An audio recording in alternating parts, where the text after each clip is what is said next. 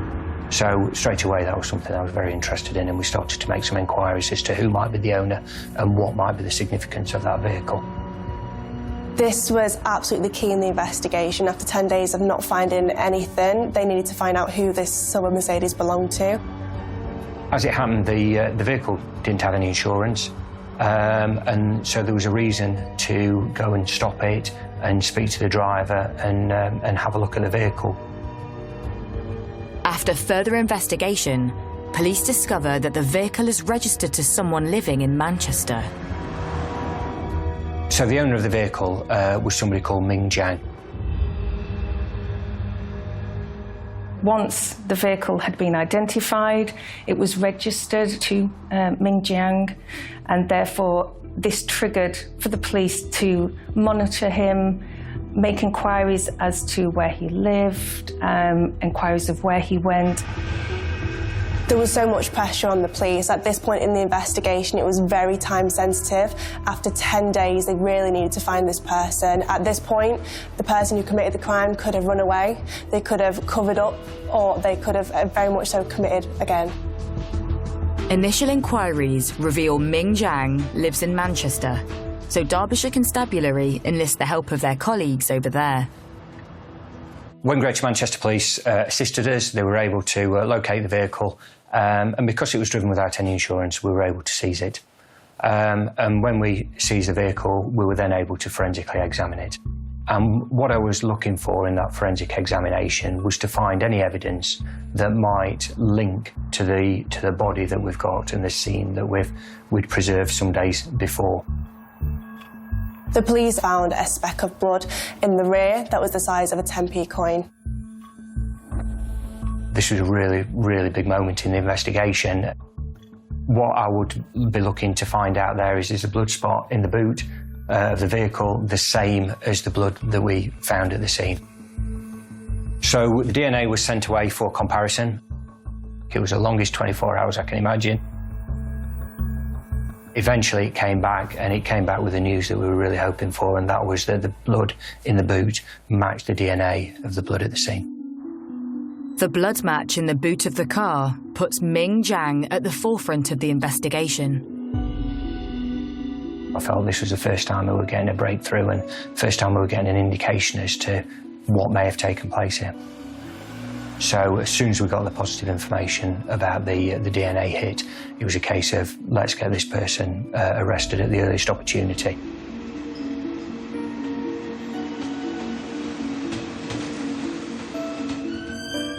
So Ming Jiang was arrested on the 20th of October. They'd attended a casino in Manchester where they believed he was, and he was arrested at that location. Now that the police have Ming Jiang in custody for questioning, time is of the essence to find evidence linking him to the murder.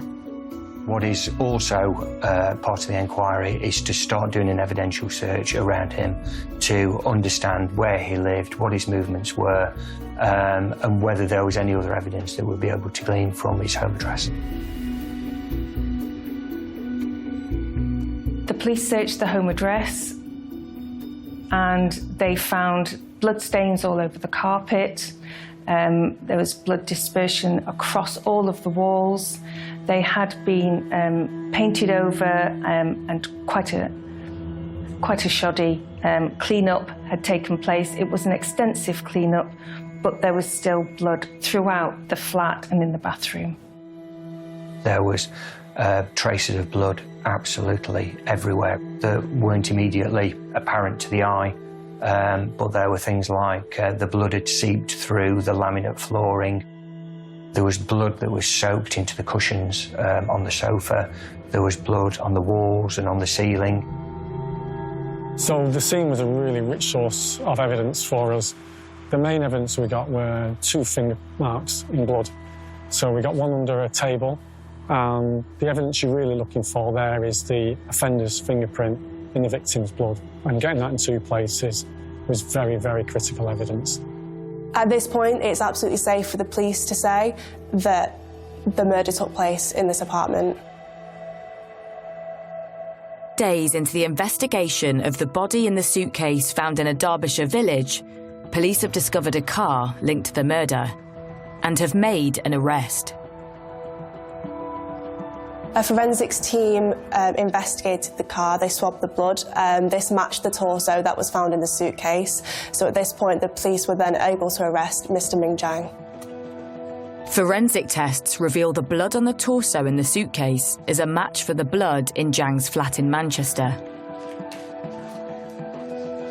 making Ming Jiang their #1 suspect. So the investigation moved over to Manchester because it became clear from the Derbyshire point of view that the offence had actually taken place in Manchester. As a result of their inquiries, that took them to the flat at Falconwood Way in Beswick. And as a result of what they found there, they felt very strongly that that was actually the place of the murder. And so as a result of that, that would then become a Manchester investigation. But police are no closer to identifying their victim. So as the inquiry goes on, the stress and the pressure builds. As a senior investigating officer, it's a privilege to do that role. But you do take the responsibility of having to investigate the death of somebody, and you owe that responsibility to the family of the victim. So I was really concerned about finding out who that was and getting that information to them at the earliest opportunity. However, searches of their suspect and his car have led to a discovery. When we did the evidential search of the Mercedes vehicle, we found some banking documents of another person called Yang Lu. He had certain possessions on his person. At the time, he had his passport, he had his bank cards. And that led us to an address in Salford at Media City. And there were some lines of inquiry that we needed to conduct at that address and find out what the relationship was with this person and how they fitted into the inquiry. Police immediately sent officers to Yang Lu's address. There was no answer, it was nowhere to be seen by anybody. So I made the decision that we were going to force entry into that apartment and find out really who this person was. So we forced entry into the address at Media City. Nothing particularly remarkable about the address, but what it did allow us to do was take some items from there which we knew the owner of that apartment would have left their DNA on. So very quickly we were able to send that away for analysis. Finally, there is a breakthrough. Results come back matching Yang Lu's DNA to the torso, as well as the blood found in Ming Jiang's flat and car.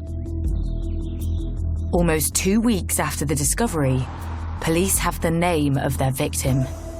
So what we did find out was that Yang Lu was a 27-year-old male, originally from China. Yang Lu came to the UK in 2000 to study, where he went to the University of Leeds. His family actually worked really, really hard to save money so that he could study in the UK and achieve his goals and his dreams. He finished his master's degree, and after that he stayed here and become a shares and stock trader. He'd not brought any of his family with him over here, so if you look at the reasons why he may not have been reported missing, his family simply didn't know that he wasn't where he should have been. Police now have the harrowing task of informing their victim's family. This was a really difficult case from a family point of view. Under normal circumstances, we'd want to inform the family in person. And in the end, we actually had to make the call to the family in order to inform them. That's something that we wouldn't normally do under any circumstances, but unfortunately with the distance involved, we had no other option. I arranged for contact through Interpol with the Chinese authorities in order to let the family know. In the meantime, we allocated family liaison officers in order that we could make the process as smooth as possible. Yang's family were absolutely devastated when they found out, their only son had been murdered. Not only murdered, but in such a vicious way. And then they arrived in the UK in the second week of November. Yang was very close to his family. They spoke on the phone near enough every single day. He actually vowed to go back to China and look after his family if one of them was to fall ill. And I think that just shows the tight-knit relationship they have, because he'd built himself this fantastic life in the UK and he was really willing to give that up to go back and look after his family. When the family was here, then I helped them in different ways because they can't speak English. So most of the time that if they have something do not understand about the police procedure, and I help to explain them. They were completely grief-stricken. They had lost their only son, who had come to the United Kingdom to study at university. He was a very clever young academic man and a very bright young man, and they were deprived of their son. With time running out to hold their suspect in custody, police need to work fast to build enough evidence to charge him. Ming Jiang is a danger to the public, and we would really want to be in a position where he'd be charged at that point. The secondary issue is he's a big flight risk. We'd be worried about him kind of moving back to China or elsewhere. We had to prove that he was the person that had committed that murder. We knew he was involved and could prove that to the extent, and we then had to build a case. There's no doubt that Ming Jiang tried to cover his tracks quite extensively, but the problem is there was just too much evidence. The evidence there in particular was extremely strong. It's almost the best evidence you can find at a scene, which was Yang Lu's blood and Ming Jiang's fingerprint. Police now believe Ming Jiang murdered Yang Lu in his flat, dismembered his body, and dumped his torso in a suitcase before setting light to it. But they need to work out the link between the pair and establish when the murder happened, so trawl CCTV footage in the days leading up to the discovery of the suitcase. CCTV footage revealed a man getting off the tram in Manchester. He crossed the road to meet another man and they went in the direction of a flat in Beswick. That tram stop was the closest one to where Ming Jiang's home address was. The male he met up with perfectly fit the description of Ming Jiang, and in addition to that, we had telephone evidence that showed the two phones of Ming Jiang and Yang Lu came together. And interestingly, from that point onwards, the phones always remained together. And that was the very last time that Yang Lu was seen. With the evidence building, police make a decision.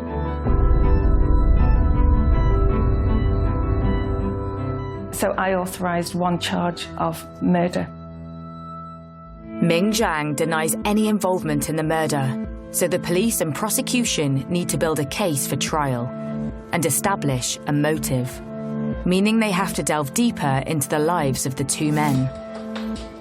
Yang Lu was definitely a responsible young man. He invested in stocks and shares, and he knew how to make money. He was very clever in that sense. He'd built himself this brand new life in the UK. He really had a bright future ahead of him. Yang really enjoyed gambling. He was a very big gambler. He'd go to casinos quite often. He always gambled within his means, though. He was never irresponsible in that respect. Even though he had the money to gamble, he never went above and beyond. So Ming Jiang was in a very different situation to Yang Lu. Ming Jiang was originally from China. He moved over to the UK. He lived in the Beswick area in North Manchester. He rented that flat. At the time of the murder, he really was in serious debt problems. He'd spent quite a long time at casinos. He was a regular gambler. In fact, so much so that he had VIP status. We believe that they met in a casino when they share the same interest to gamble. They met in a Manchester casino. But Yang Lu could never have imagined that their relationship could be so deadly. Ming Jiang was very well known in the casino community. In some casinos, he had quite specialised status due to the large amounts of money that he was gambling. Yet in other casinos, he had markers on him due to his erratic and volatile behaviour. It was my understanding that he was a great fun guy to be around when he was winning, but it was a very, very different case when he was losing. He lost a huge amount of money, and as far as we know, is sort of a £200,000 debt, and he's been chasing by the debtor, the creditor within the community. It was the Crown's case that Ming Jiang had accrued extensive debts. We had knowledge that he had historically acquired over £270,000 worth of debt within 2 casinos. He was struggling to pay off those debts. We knew that he had pawned some wristwatches for over £15,000 to try and keep the debtors at bay. Getting more and more desperate to pay off his debts, it appears Ming Jiang hatched an evil plan. Ming Jiang was in huge amounts of debt. He had no income or wherewithal with which to repay that debt, and the only way he believed he could do that was either through his addiction of gambling and waiting for the big win, or through extreme measures. He used the alternative of planning the murder of his friend. When the police found Ming Jiang, he was actually in possession of Mr. Yang Lu's passport and his bank cards. So at this point, it's safe to assume that he was trying to assume his identity. So Ming Jiang had taken Yang Lu's life and then he took his identity. He basically used all his personal information in order to extract money through his bank cards. He even tried to sell his flat, and he was making good progress on that at the point at which he'd been arrested. There was nothing that he wouldn't do in order to extract as much money and value out of. In Manchester, Ming Jiang's trial for the murder of Yang Lu begins. So the trial was conducted in April of 2017. Shortly prior to the trial hearing, we did meet with the victims' parents, and we had to reassure them that we would do our utmost to be able to obtain justice for their son. The court hears how Ming Jiang had a checkered history. Ming Jiang was a Hong Kong national. Before he came to the UK, he was working as cabin crew for a German airline, where he was actually convicted for credit card fraud. The police found that he had convictions in Germany for shoplifting, convictions for identity fraud and forgery of documents in Switzerland. He had convictions for credit card fraud in Scotland. So as a result of that, as the reviewing lawyer, it was my job then to write international letters of request.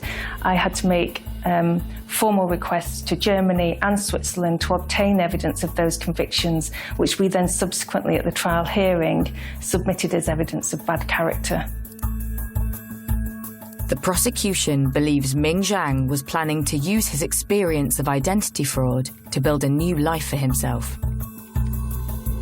It appeared quite clearly that Ming Jiang understood his way around the financial system, and the kind of things that he did and the way that he adopted the identity, for example, by using Yang Lu's phone to contact banks, etc.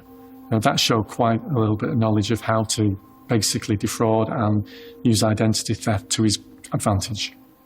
This was premeditated, it was planned. He had devised a plan as to how he was going to assume his victim's identity and obtain all of his assets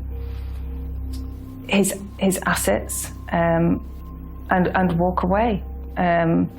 He was probably going to walk away from his debts, take what money he could get from his victim and return to China. I believe that would have been his plan. The motive behind the murder was quite clearly greed. It was obvious that Ming Jiang understood that Yang Lu had a lot of money. He lived in a nice area of Manchester, he owned his own flat, he dabbled in stocks and shares, and the concept that they'd had together, we believe that there would have been some understanding from Ming Jiang's point of view that Yang Lu was pretty wealthy. During the trial, Ming Jiang's story changes several times.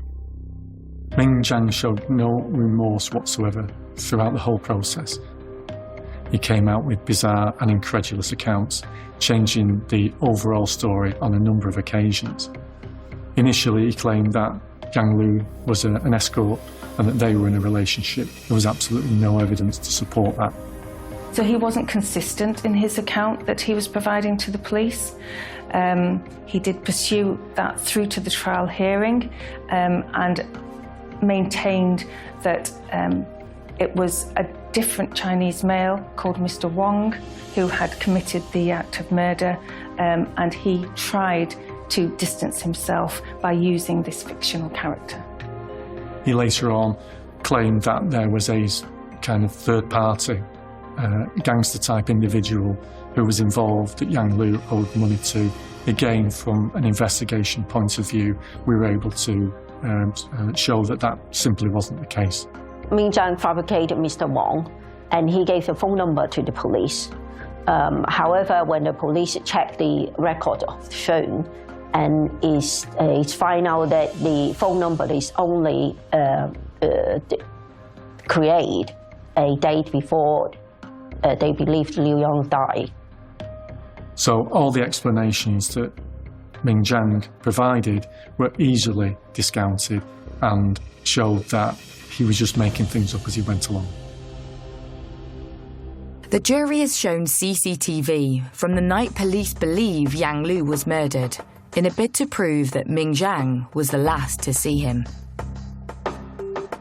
The evidence we used, we had a digital sequence of events that displayed all of the CCTV footage and the appropriate stills. So we had the stills showing that Ming Jiang was friends with the victim and that they had attended the casino together on the 3rd of October.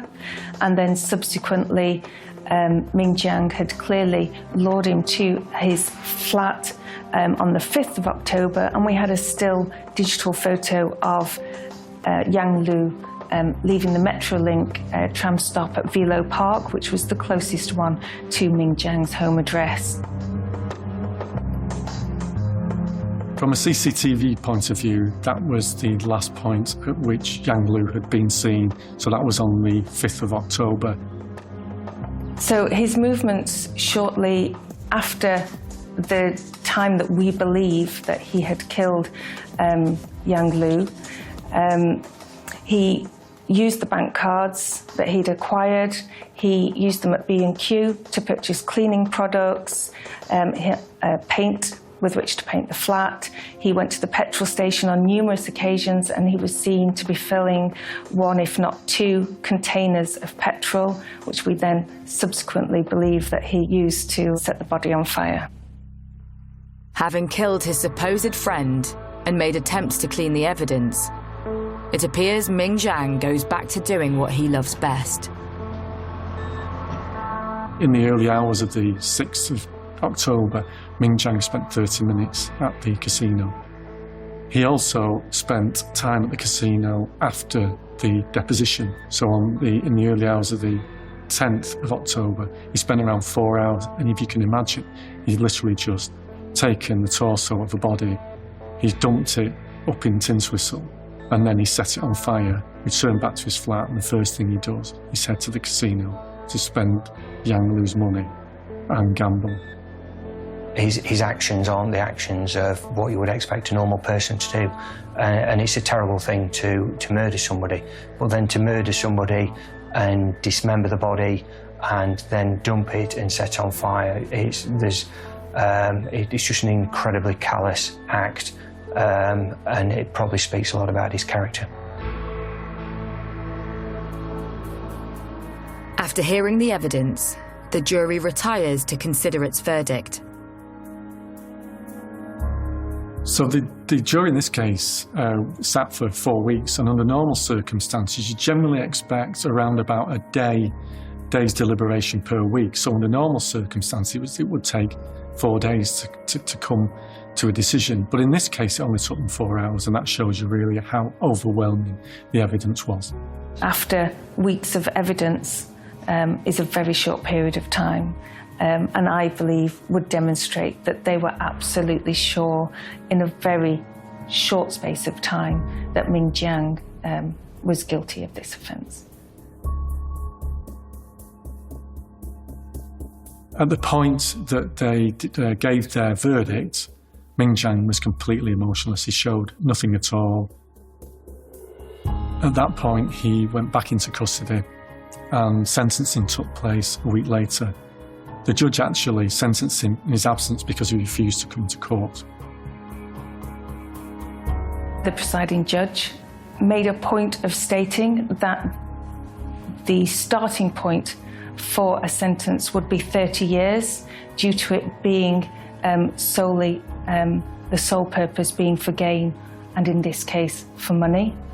However, he outlined aggravating features such as the extensive dismemberment of the body, the complete lack of remorse, and the misleading of evidence, and he made a point of saying that it might be that the authorities never deem him to be safe to be returned to the community and that he could spend the rest of his life in prison. On the 2nd of May, 2017, Ming Jiang is sentenced to life in prison with a minimum of 33 years. He has never revealed the whereabouts of Yang Lu's limbs or head. The saddest thing about this murder is Ming Jiang's greed caused the loss of the life of a young 36-year-old man, leaving behind two very grief-stricken, distraught parents. His family didn't know the last time they spoke to him on the phone, the last time they saw him in person was going to be the last time. I think, yeah, it's really devastating that they never got to say goodbye to their only son.